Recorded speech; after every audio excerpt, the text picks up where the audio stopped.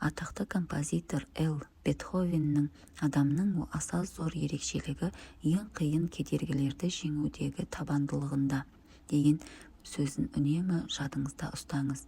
Әр адамның өмірде бақытты және бақытсыз болуы, табысты және табыссыз болуы өз қолында. Халық даналығы. 100% жауапкершілік жеңімпаздардың басты қасиеті. Мен өзімнің 10 жылдық тренерлік тәжірибеме сүйенсем, алдымнан 40 мыңға жуық адам өтті. Елге еңбегі сіңген өз ортасында абыройлы азаматтармен дастархандас болдым. Әріптестік байланыс орнаттым. Осы аралас-құралас болған адамдардың арасынан өздерін шын бақытты сезінетін, қиындықтарға төтеп бере алатынын көрсем, міндетті түрде құпиясын білуге тырысатын әдетім бар.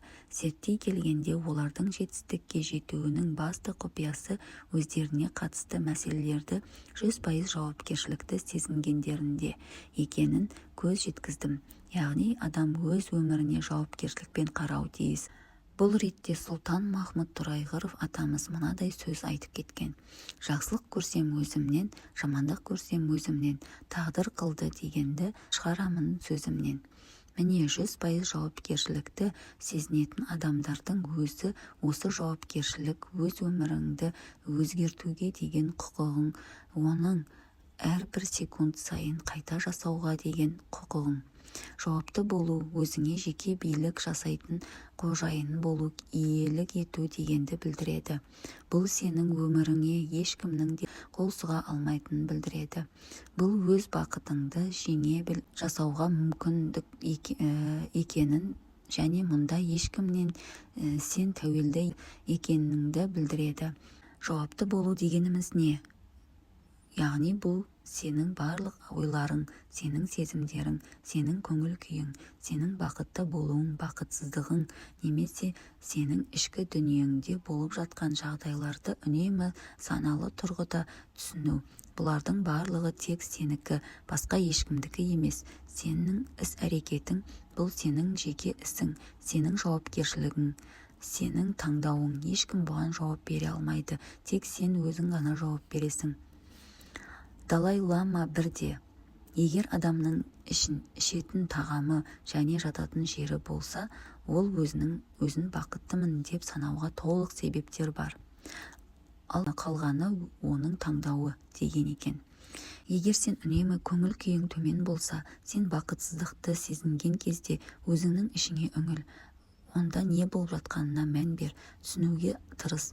Бұл жағдайға өзіңді тек өзің жеткіздің, басқалар емес. Егер осы жағдайға өзіңді өзің жеткізген болсаң, онда осы жағдайды өзің ғана өзгерте аласың. Осындай саналы түсінік өзіңді, өмірді өзгертетін күш пайда болады. Сен өзіңе жауапкершілікті алған кезде, сен өзіңнің күшіңе ие боласың. Бұл асыра айтқандық емес. Аллегория. Бұл қандай болған жағдайда бізде үнемі болып отыратын нәзік энергетикалық процесті тікелей бейнелеу. Мұның барлығы жай қарапайым ғана нәрсе. Сен жауапкершіліктен қашсаң, осы энергиядан айырыласың. Жауапкершілікті мойныңа алсаң, энергияны аласың. Жауапкершілікті басқаға артып қойсаң, онда сен өз қолыңмен өзіңді сол адамға тәуелді етесің. Еркін болудың арқасында сен өзіңнің өміріңді, өзіңнің бақытыңды жасай аласың. Сен үшін басқалар мұны жасамайды. Тек өзің ғана өзіңді бақытты ете аласың. Сенде басқаларды кінәлауға деген қажеттілік те болмайды. Егер де сен өзгелердің өзгергенін ашық немесе жасырын болса да өзгергенін қалап, оны өзіңнің қалауың бойынша көргің келеді. Мәжбүрлейсің, оларды кінәлайсың. Өмірде өзгені өзгерту деген ең қиынның қиыны, миға сыйымсыз нәрсе. Ертеде бір сұлтан үлкен сарайы болыпты. Сарайдың ішіне айнадан арнайы бөлме аштырады. Тіпті бөлменің едені мен жоғары жағында да айна болады. Бір күні сарайдың ішіне байқаусызда сұлтанның иті кіріп кетеді. Ит айна қондырылған бөлмеге кіріп аң-таң болады. Айналасындағы қаптаған иттерді көріп, не істерін білмей бір орында тұрып қалады. Жан-жанының бәрінен иттер тесіліп қарап тұр. Ол өзінің қорыққандығын сезіндірмеу үшін жай ғана тісін ақситып қойды. Бұл оның иттерді қорқытпақ болған түрі еді. Өзіне қарап тұрған иттер де тістерін ақситты. Бұл одан сайын жынданып, ырылдап айбат шегуге көшті. Олар да қалыспай ырылдай бастады. Амалы таусылған ит үріп қорқытпақ болды. Барынша дауыс көтеріп үрді. Оған қарап тұрған иттер де одан қалыспай тоқтамай үре берді. Ол қанша күрессе де әлгілерді еш тоқтата алмады. Бұл осылай жалғаса берді. Таңертең сұлтан айнаға қарамақ болып бөлмеге кіргенде иттің аузы көпіріп өліп жатқанын көрді. Бөлмеде жалғыз иттен басқа жан пенде жоқ, тек қана айналар бар. Шын мәнінде итті ешкім қорқытпады. Оған қарсы ешқандай ит үрген де жоқ. Ол бар болғаны өзіне өзі айбат шегіп, өз-өзімен арпалысып өлді.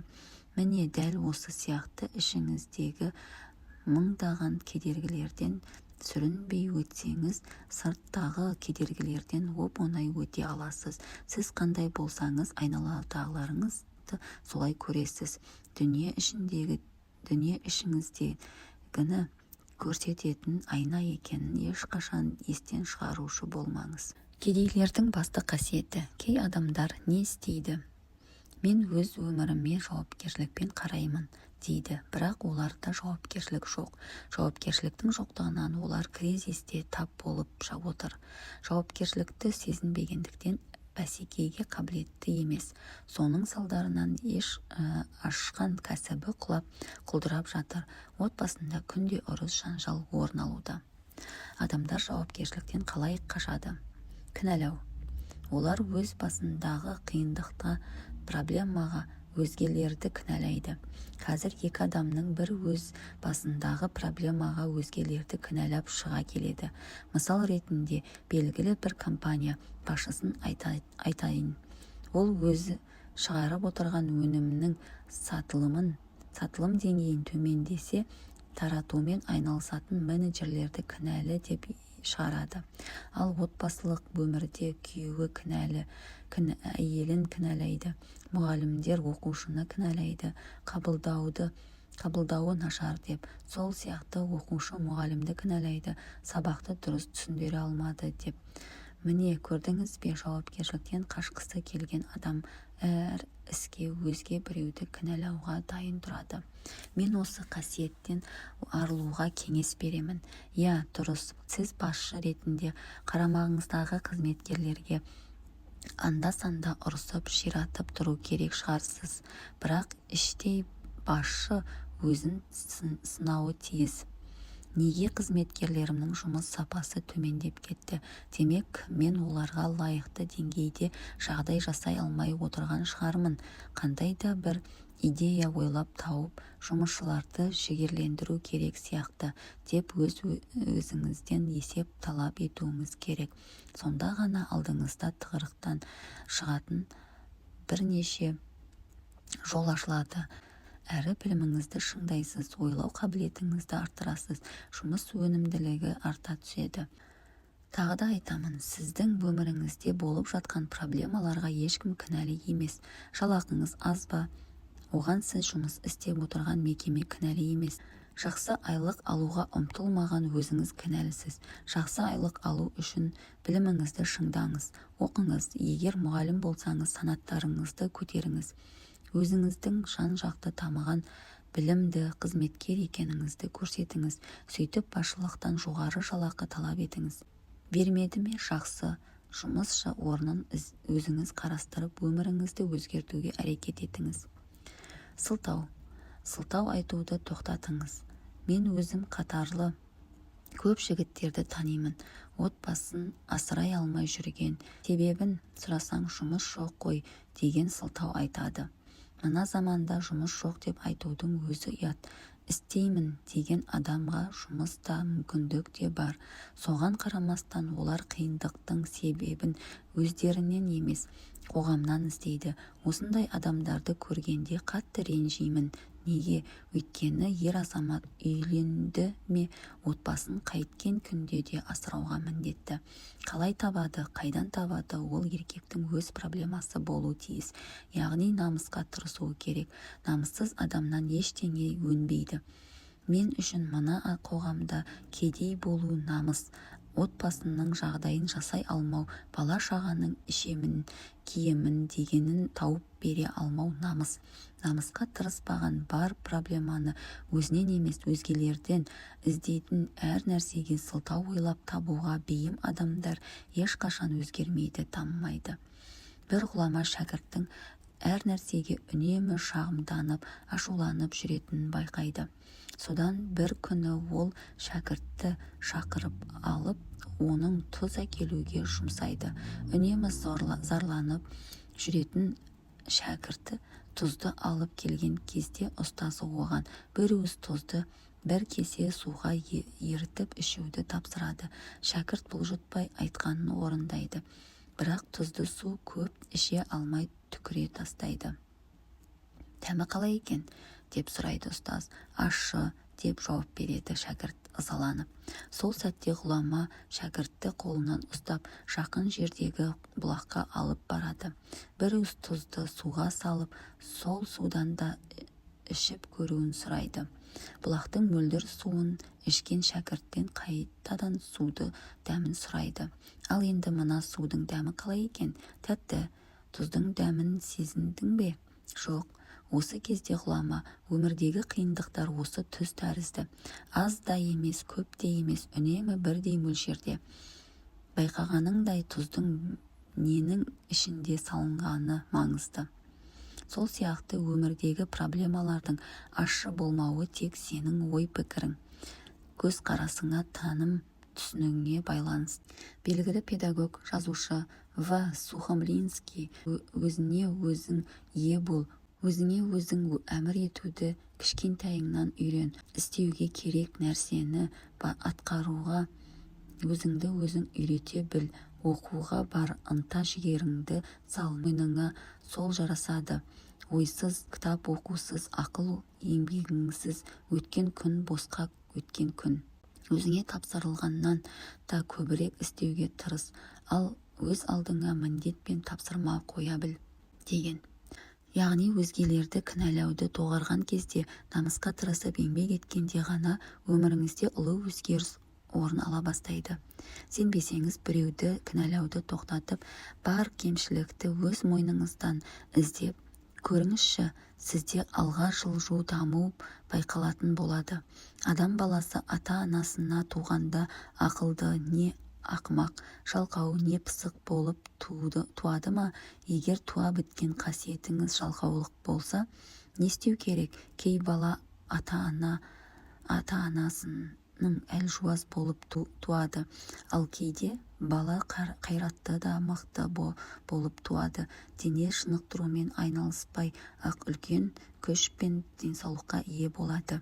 Талай әлжуаз бірақ рухы мықты адамдардың дене шынықтыру мақсат арқасында денсаулығын нығайтып керемет күштің иесі болғанын білеміз. Мысалы, Майк Тайсон бала кезінде бәрінен таяқ жеп жүрген бала болғаны белгілі. Әйгілі Суворов та өте әлжуаз бала болған. Егер ата-бабаңыздан сізге жалқаулық мұра болып берілсе, оны да жеңуге болады. Денсаулықты арттыру үшін тәнді шынықтыру керек болса, жалқаулықты жеңу үшін миды шынықтыру керек. Тек өміріңізді осы ұлы күреске арнап, жалқаулық деген жауызды шығып, жігерлі табысты өмір сүру қақына ие бола аласыз. Немесе кедей сорлы, ешкімге пайдасы жоқ адам болып кетесіз. бір істі қайткен күнде де істеймін деген адам мың бір түрлі мүмкіндік таба алады. Ал істемеймін деген адам мың бір түрлі сылтау таба алады. Сондықтан таңдау өз еркіңізде. Тілекке еңбек, тірек болмас, ойға омалып қырдан аса алмайсың. Бауыржан Момышұлы.